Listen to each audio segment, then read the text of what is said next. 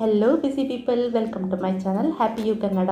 ನನ್ನ ಚಾನಲನ್ನು ಸಬ್ಸ್ಕ್ರೈಬ್ ಮಾಡಿ ಬೆಲ್ ಬಟನನ್ನು ಒತ್ತಿ ಎಲ್ಲ ನೋಟಿಫಿಕೇಷನ್ಗಳನ್ನು ಪಡೆಯಿರಿ. ಆಲ್ ಬಟನನ್ನು ಒತ್ತಿದರೆ ನಿಮಗೆ ಎಲ್ಲ ವಿಡಿಯೋಗಳನ್ನು ನೋಡಲಿಕ್ಕೆ ಸಾಧ್ಯ ಆಗುತ್ತದೆ. ಇವತ್ತಿನ ಡಿಶ್ ಪೈನಾಪಲ್ ಮೆಣಸ್ಕಾಯಿ ಉಡುಪಿ ಬ್ರಾಹ್ಮಣರು ಮಾಡುವ ರೀತಿಯಲ್ಲಿ. ಇದನ್ನು ರಿಕ್ವೆಸ್ಟ್ ಮಾಡಿದವರು ಸುಪ್ರೀತಾ. ಇದು ನಿಮಗೋಸ್ಕರ ಡೆಡಿಕೇಟೆಡ್. ಈ ಡಿಶನ್ನು ಬೇಸಿಗೆ ಟೈಮಲ್ಲಿ ಹೆಚ್ಚಾಗಿ ಮಾಡಿ ತಿಂತಾರೆ. ರೆಸಿಪಿಗೆ ಏನೇನು ಬೇಕು ನೋಡೋಣ. ಇಲ್ಲಿ ಒಂದು ಹುಳಿಯೂ ಅಲ್ಲದ ಕಾಯೂ ಅಲ್ಲದ ಸಿಹಿ ಅಲ್ಲದ ಒಂದು ಪೈನಾಪಲನ್ನು ನಾನು ತೊಗೊಂಡಿದ್ದೇನೆ. ಮೀಡಿಯಮ್ ರೈಪ್ಡ್ ಅಂತ ಹೇಳ್ಬೋದು. ಇದು ಹೆಚ್ಚು ಹಣ್ಣಿದ್ದರೆ ಸಿಹಿ ಆಗುತ್ತೆ, ಕಾಯಿ ಇದ್ದರೆ ಹುಳಿ ಆಗುತ್ತೆ. ಸೊ ಮೀಡಿಯಮ್ ರೈಪ್ಡ್ ನಮಗೆ ಬೇಕಾಗಿರೋದು. ಪೈನಾಪಲಿಂದ ತುಂಬ ಹೆಲ್ತ್ ಬೆನಿಫಿಟ್ಸ್ ಇದೆ. ನೋಡೋಣ ಇನ್ನೂ ಏನೇನು ಬೇಕು ಈ ರೆಸಿಪಿಗೆ ಅಂತ. ಮೊದಲಿಗೆ 2 ಚಮಚ ಕಡಲೆಬೇಳೆನ ತಗೊಂಡಿದ್ದೇನೆ, 2 ಚಮಚ ಉದ್ದಿನಬೇಳೆ, ಮೆಂತೆ 1/4 ಸ್ಪೂನು, 1 ಸ್ಪೂನು ಎಳ್ಳು. ನೀವು ಬೇಕಿದ್ರೆ ಬಿಳಿ ಎಳ್ಳು ಕೂಡ ತೊಗೊಳ್ಬೋದು. ನಾನಿಲ್ಲಿ ಕಪ್ಪು ಎಳ್ಳು ತೊಗೊಂಡಿದ್ದೇನೆ. ನಂತರ ಜೀರಿಗೆ ತೊಗೊಳ್ಬೇಕು 1 ಸ್ಪೂನು. ಜೀರಿಗೆ ಪೌಡರ್ ನಾನು ತೊಗೊಂಡಿದ್ದೇನೆ. ನಿಮ್ಮ ಹತ್ರ ಜೀರಿಗೆ 3D ಹಾಕ್ಕೊಳ್ಳಿ. ಕೊತ್ತಂಬರಿ 3 ಚಮಚ, ಹಿಂಗು, 1 ಕಡಲೆಕಾಯಿ ಗಾತ್ರದ್ದು, ಮತ್ತು ಹುಳಿ. ಇದನ್ನು ನೀವು ನೀರಲ್ಲಿ ನೆನೆ ಹಾಕಬೇಕು. 1 ಗೋಳಿ ಸೈಜಿನ ಹುಳಿಯನ್ನು ತಗೊಂಡು ಸಾಕಷ್ಟು ನೀರಲ್ಲಿ ನೆನೆ ಹಾಕಿ, ಮತ್ತು ಅರ್ಧ ಚಮಚ ಅರಸಿನ. ಇದನ್ನು ಡೈರೆಕ್ಟ್ ನೀವು ಮಿಕ್ಸಿಯಲ್ಲಿ ಹಾಕಿಕೊಳ್ಬೋದು. ಕಾಶ್ಮೀರಿ ರೆಡ್ ಚಿಲ್ಲಿ ಅಥವಾ ಬ್ಯಾಡಗಿ ಮೆಣಸು ಏನಿದೆ ಅದು 5. ನಿಮಗೆ ಖಾರ ಹೆಚ್ಚು ಬೇಕಿದ್ರೆ ನೀವು 6ರಿಂದ 8 ಮೆಣಸನ್ನು ಹಾಕಿಕೊಳ್ಬೋದು. ಇಲ್ಲಿ ನೋಡಿ, ನಾನೊಂದು ತೆಂಗಿನಕಾಯಿ ತಗೊಂಡಿದ್ದೀನಿ. 1 ಕಪ್ ತೆಂಗಿನ ತುರಿಗೆ ಬೇಕಾಗುವಷ್ಟು ತೆಂಗಿನಕಾಯಿ. ಇದು ಆಪ್ಷನಲ್. ನಿಮಗೆ ಬೇಡದಿದ್ದರೆ ತೆಂಗಿನಕಾಯಿನ ಸ್ಕಿಪ್ ಮಾಡ್ಬೋದು. ಬೆಲ್ಲ ಕೂಡ ಆಪ್ಷನಲ್. 2 ಚಮಚ ಬೆಲ್ಲವನ್ನು ನಾನು ಪೈನಾಪಲ್ ಜೊತೆ ಬೇಯಲಿಕ್ಕೆ ಹಾಕ್ತೇನೆ. ನಿಮ್ಮ ಮನೆಯಲ್ಲಿ ಡಯಾಬಿಟಿಸ್ ಪೇಷಂಟ್ಸ್ ಇದ್ದರೆ ಬೆಲ್ಲವನ್ನು ಹಾಕಬೇಡಿ, ಅಥವಾ ಅವರಿಗೋಸ್ಕರ ಸಪ್ರೇಟಾಗಿ 1 ಕಪ್ ತೆಗೆದಿಟ್ಟು ಕಡೆಗೆ ಬೆಲ್ಲವನ್ನು ಬೆರೆಸಿ.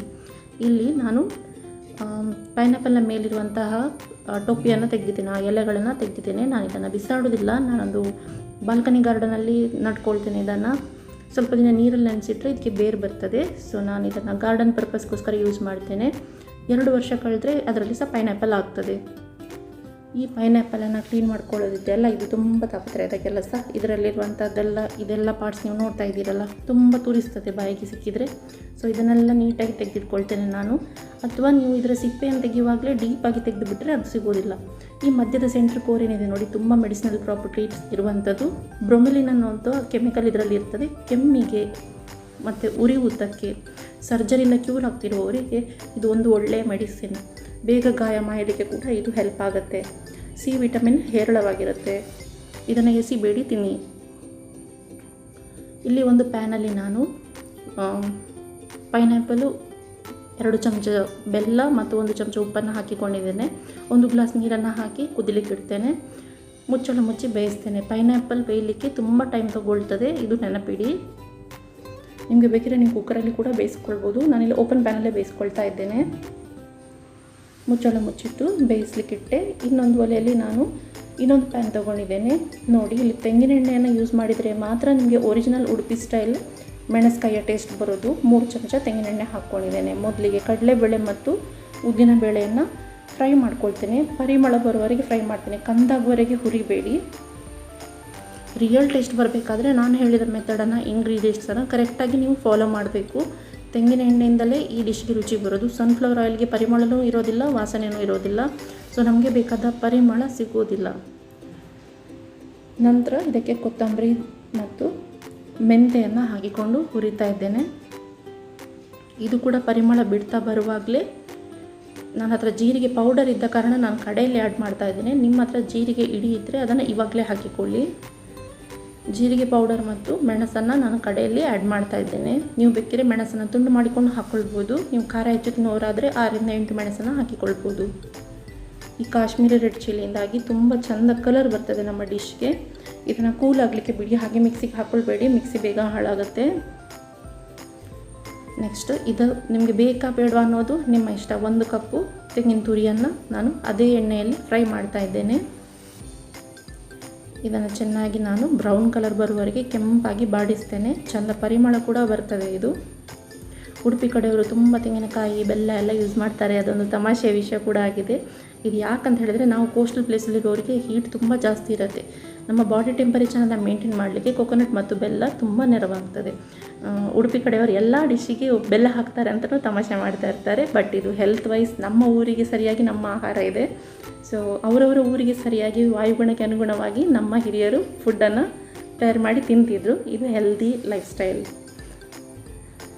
ಇವಾಗ ನಾನೊಮ್ಮೆ ಪೈನಾಪಲನ್ನು ಚೆಕ್ ಮಾಡ್ಕೊಳ್ತಾ ಇದ್ದೇನೆ. ಪೈನಾಪಲ್ ಇನ್ನೂ ಬೆಂದಿಲ್ಲ. ಇದರ ಮಧ್ಯೆ ನಾನು ಸ್ವಲ್ಪ ಮಿಕ್ಸಿಗೆ ತಣ್ಣಗಾದ ಬೇಳೆಗಳನ್ನು, ಕೊತ್ತಂಬರಿಯನ್ನು, ಜೀರಿಗೆಯನ್ನು, ಎಳ್ಳನ್ನು, ಮೆಣಸನ್ನು ಹಾಕಿಕೊಂಡು ಒಂದು ಸ್ವಲ್ಪ ಹೊತ್ತು ಗ್ರೈಂಡ್ ಮಾಡ್ತೇನೆ. ಕೋರ್ಸಾಗಿ ಗ್ರೈಂಡ್ ಮಾಡ್ಕೊಂಡಿದ್ದೇನೆ. ನೋಡಿ ಎಷ್ಟು ಚಂದ ರೆಡ್ ಕಲರ್ ಬಂದಿದೆ ನೋಡಿ. ಇನ್ನು ನಿಮಗೆ ಬೇಕಿದ್ದಲ್ಲಿ ಮಾತ್ರ ಈ ಸ್ಟೆಪ್ ಫಾಲೋ ಮಾಡಿ ತೆಂಗಿನಕಾಯನ್ನು ಹಾಕಿಕೊಳ್ಳಿ.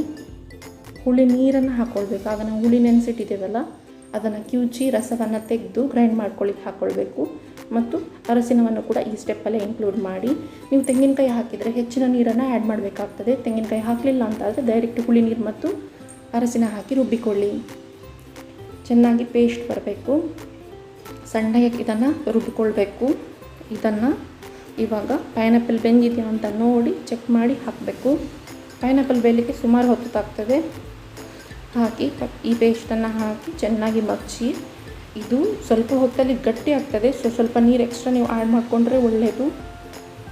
ನೀವು ಅಡುಗೆ ಭಟ್ರೆಲ್ಲ ಬಳಸುವಾಗ ನೋಡಿರ್ಬೋದು, ಏನೋ ಟೇಸ್ಟ್ ಇದೆ ಇನ್ನೊಮ್ಮೆ ಬರ್ತದೇನೋ ಅಂತ ಕಾಯುವಾಗ ಅಡುಗೆ ಭಟ್ರು ಇನ್ನೊಮ್ಮೆ ಬರೋದಿಲ್ಲ. ಇದು ಅಂಥದ್ದೊಂದು ಡಿಶ್ ಮೆಣಸ್ಕಾಯಿ ಅನ್ನೋದು. ಒಂದೇ ಸಲ ಬಡಿಸಿಕೊಂಡು ಹೋಗ್ತಾರೆ. ಎಲ್ಲರೂ ಆಸೆ ಮಾಡ್ತಾರೆ, ಅಯ್ಯೋ ಇನ್ನೊಂದು ಚೂರು ಸಿಕ್ಕಿದರೆ ಒಳ್ಳೆದಿತ್ತು, ಇನ್ನೊಂದು ರೌಂಡ್ ಮೆಣಸ್ಕಾಯಿ ಬಂದಿದ್ರೆ ಒಳ್ಳೆದಿತ್ತು ಅಂತ. ಸೊ ಇನ್ಮೇಲೆ ನಾವೇ ಮಾಡಿ ತಿನ್ಬೋದು ಮನೆಯಲ್ಲಿ. ಇಲ್ಲಿ ನೋಡಿ ನಾನು ಒಗ್ಗರಣೆ ಕೂಡ ತೆಂಗಿನ ಎಣ್ಣೆಯಿಂದಲೇ ಮಾಡ್ತಾಯಿದ್ದೇನೆ. ಉದ್ದಿನಬೇಳೆ, ಮೆಣಸು, ಇಂಗು, ಸಾಸಿವೆ ಇದಿಷ್ಟರದ್ದು ಒಗ್ಗರಣೆ ಮಾಡಿದೆ. ಕಡೆಯಲ್ಲಿ ಬೇಸಪ್ಪು ಹಾಕಿ ಡಿಶ್ಶಿನ ಮೇಲೆ ಚೆಲ್ಕೊಂಡೆ. ನೋಡಿ ಇದನ್ನು ಮುಚ್ಚಿಡಬೇಕು ಕೂಡಲೇ. ಇದರ ಫ್ಲೇವರ್ ಎಲ್ಲ ಪದಾರ್ಥದ ಒಳಗೆ ಸೇರಬೇಕು. ನೋಡಿ ಸ್ವಲ್ಪ ಮುದ್ದೆ ಆಗ್ತಾ ಬಂತೆ. ನಾನು ಎಕ್ಸ್ಟ್ರಾ ನೀರು ಆ್ಯಡ್ ಮಾಡ್ತೇನೆ, ಹೀಗೆ ಬಿಡುವುದಿಲ್ಲ. ಇದನ್ನು ಮುಚ್ಚಿಟ್ರೆ ಮಾತ್ರ ಒಗ್ಗರಣೆ ಒಳ್ಳೆ ಫ್ಲೇವರ್ ನಿಮ್ಮ ಡಿಶ್ ಒಳಗೆ ಸೇರಿಕೊಳ್ತದೆ. ಇದನ್ನು ನೀವು ಕುಚ್ಚಿಗೆಕ್ಕೆ ಒಟ್ಟಿಗೆ ಊಟ ಮಾಡ್ಬೋದು. ನಮ್ಮ ಉಡುಪಿ ಮಂಗಳೂರು ಕಡೆ ಇದನ್ನು ಕುಚ್ಚಿಗೆಕ್ಕೆ ಒಟ್ಟಿಗೆ ಸವಿಲಿಕ್ಕೆ ಎಲ್ಲರೂ ಇಷ್ಟಪಡ್ತಾರೆ. ಸ್ವರ್ಗ ಅಂತಲೇ ಹೇಳ್ಬೋದು ಈ ಕಾಂಬಿನೇಷನ್. ನೀವು ಬೆಳ್ತಿಗೆ ಅನ್ನ ಊಟ ಮಾಡುವವರಾದರೆ ಬೆಳ್ತಿಗೆ ಅನ್ನದ ಜೊತೆಗೆ ಕೂಡ ನೀವು ಅನಾನಸ್, ಮೆಣಸ್ಕಾಯನ್ನು ಸವಿಬೋದು. ಸೊ ನೀವು ಕೂಡ ಮನೆಯಲ್ಲಿ ಟ್ರೈ ಮಾಡಿ ಪೈನಾಪಲ್ ಮೆಣಸ್ಕಾಯಿ. ಇನ್ಮೇಲೆ ಮೆಣಸ್ಕಾಯಿ ಖಾಲಿ ಬಟ್ರ್ ಮಾಡಿದ್ದು ಮಾತ್ರ ಚೆಂದ ಅಲ್ಲ, ನೀವು ಕೂಡ ಮಾಡ್ಕೊಂಡು ತಿನ್ಬೋದು. ಮನೆಯವರೆಲ್ಲ ಹೊಗಳ್ತಾರೆ. ಇದೆಲ್ಲ ವೆಲ್ ಟೆಸ್ಟೆಡ್, ಎಲ್ಲರಿಂದ ಮೆಚ್ಚಿಸ್ಕೊಟ್ಟ ರೆಸಿಪಿಗಳನ್ನು ಮಾತ್ರ ನಾನಿಲ್ಲಿ ಪೋಸ್ಟ್ ಮಾಡ್ತಾಯಿದ್ದೇನೆ. ನೀವು ಧೈರ್ಯವಾಗಿ ಟ್ರೈ ಮಾಡ್ಬೋದು. Happy cooking. ಇಷ್ಟು ಹೊತ್ತು ಈ ವಿಡಿಯೋವನ್ನು ನೋಡಿದ್ದಕ್ಕಾಗಿ ಧನ್ಯವಾದಗಳು. ನಿಮಗೆ ಈ ರೆಸಿಪಿ ಇಷ್ಟವಾಗಿದ್ದಲ್ಲಿ ದಯವಿಟ್ಟು ಲೈಕನ್ನು ಒತ್ತಿ, ಕೆಳಗೆ ಒಂದು ಕಮೆಂಟ್ ಮಾಡಿ, ಬೇರೆಯವರ ಜೊತೆಗೆ ಕೂಡ ಶೇರ್ ಮಾಡಿ. Thanks for your support. ಧನ್ಯವಾದಗಳು.